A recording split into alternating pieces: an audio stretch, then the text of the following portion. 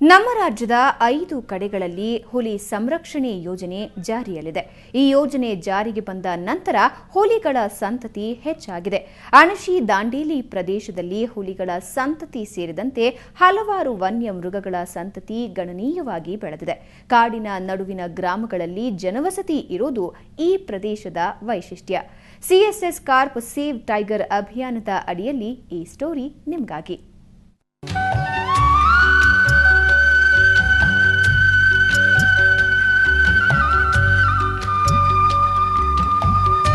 ನಿತ್ಯ ಹರಿದ್ವರ್ಣದ ಬೀಡು, ಎಲ್ಲೆಲ್ಲೂ ಹಚ್ಚ ಹಸಿರಿನ ವನಸಿರಿ, ಕಾಡು ಪ್ರಾಣಿಗಳ ಸ್ವಚ್ಛಂದ ವಿಹಾರ, ಚಿರತೆ, ಹುಲಿ, ಆನೆ ಹೀಗೆ ಹಲವಾರು ಅಪರೂಪದ ಕಾಡು ಪ್ರಾಣಿಗಳ ಆವಾಸ ಸ್ಥಾನ.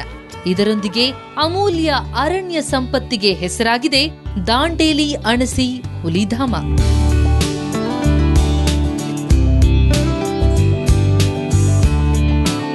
ಇದು ವಿಸ್ತೀರ್ಣದಲ್ಲಿ ದೇಶದ 3ನೇ ಅತಿ ದೊಡ್ಡ ಹುಲಿಧಾಮ ಎನಿಸಿದೆ.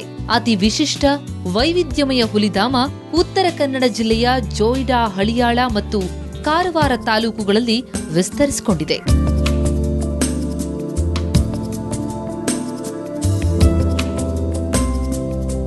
2007ರ ಜನವರಿಯಲ್ಲಿ ದಾಂಡೇಲಿ ಅಭಯಾರಣ್ಯ ಹಾಗೂ ಅಣಶಿ ವನ್ಯಧಾಮವನ್ನ ಸೇರಿಸಿ ಹುಲಿಧಾಮ ಅಂತ ಘೋಷಿಸಲಾಯಿತು. ಒಟ್ಟು 1365 ಚದರ ಕಿಲೋಮೀಟರ್ ವಿಸ್ತೀರ್ಣ ಹೊಂದಿದೆ.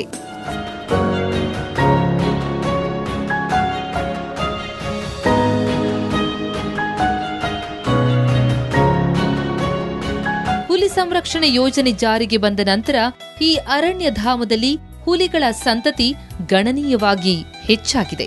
ಅಲ್ಲದೆ ಚಿರತೆಗಳು, ಅದರಲ್ಲೂ ವಿಶೇಷವಾಗಿ ಕಪ್ಪು ಚಿರತೆಗಳು ಹೆಚ್ಚಿನ ಸಂಖ್ಯೆಯಲ್ಲಿವೆ.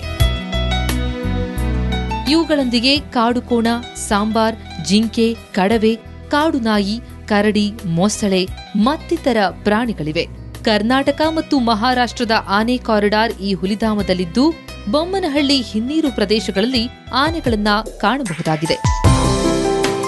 ಸಮೃದ್ಧ ಪ್ರಾಣಿ ಮೃಗಗಳ ನಡುವೆಯೇ ಈ ಕಾಡಿನ ಬಹುತೇಕ ಕಡೆಗಳಲ್ಲಿ ಜನವಸತಿ ಇರೋದು ಇಲ್ಲಿನ ಮತ್ತೊಂದು ವಿಶೇಷ. ಹುಲಿಧಾಮದ ಕೇಂದ್ರ ಭಾಗದಲ್ಲೇ 52 ಗ್ರಾಮಗಳಿದ್ದು, ಇವುಗಳಲ್ಲಿ 4725 ಕುಟುಂಬಗಳು ವಾಸಿಸ್ತಾ ಇವೆ.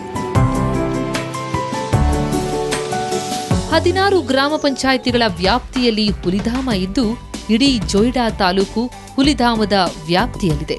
ಇಲ್ಲಿನ ಜನರಿಗೆ ಪುನರ್ವಸತಿ ಕಾರ್ಯ ನಡೀತಾ ಇದೆ. ಪುನರ್ವಸತಿಯೊಂದಿಗೆ ಇಲ್ಲಿನ ಮಹಿಳೆಯರಿಗೆ ಸ್ವಯಂ ಉದ್ಯೋಗ ತರಬೇತಿ ನೀಡುತ್ತಾ ಇದ್ದು, ಸ್ವಾವಲಂಬಿಗಳನ್ನಾಗಿಸುವಲ್ಲಿ ಅರಣ್ಯ ಇಲಾಖೆಯ ಅಧಿಕಾರಿಗಳು ಶ್ರಮಿಸ್ತಾ ಇದ್ದಾರೆ.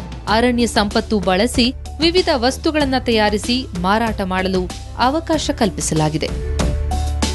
ಇವತ್ತಿಗೆ ಇಲ್ಲಿ ತರಬೇತಿ ಕೊಟ್ಟು ಯಾವ ರೀತಿ ಇದ್ರ ಹಲಸಿಂದ ಹಪ್ಪಳ ಮಾಡಬಹುದು, ಇದು ಚಿಪ್ಸ್ ಮಾಡಬಹುದು ಮತ್ತು ಬೇರೆ ಬೇರೆ ತರಹದ ಪದಾರ್ಥಗಳನ್ನು ಮಾಡಿ ನಮ್ಮ ಜೀವನವನ್ನು ಸಾಗಿಸಬೇಕು ಎಂಬುದನ್ನು ಇವತ್ತು ಇಲ್ಲಿ ಹೇಳ್ಕೊಟ್ಟಿದ್ದಾರೆ. ಮತ್ತು ಮಾರುಕಟ್ಟೆನೂ ಯಾವ ರೀತಿ ಮಾಡಬೇಕು ಅಂತ ಹೇಳಿದ್ದಾರೆ.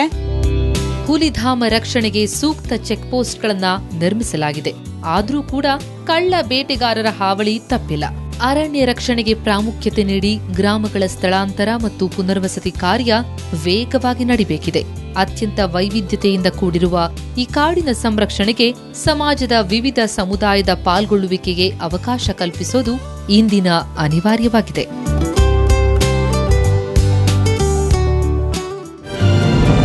CSS carp